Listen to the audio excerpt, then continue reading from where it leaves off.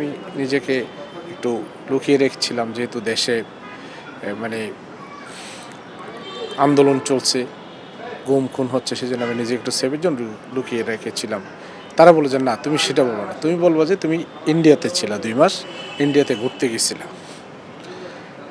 আচ্ছা ঠিক আছে স্যার, তুমি কিন্তু কোনো সাংবাদিকের সাথে কথা বলবা না। বলছে ঠিক আছে। তখন এটা বলার পরে ওরা আমাকে নিচে নিয়ে আসলো।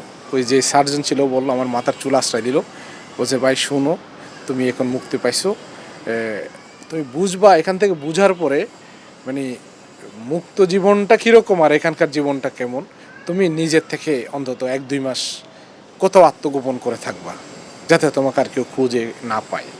ঠিক আমি তখন বের হওয়ার পরে আমার ভাইয়ের বাসায় যেয়ে মানে 2-3 মাস, প্রায় 2-3 মাস নিজে আত্মগোপনের মতো ছিলাম। এটা একটা বিষয়।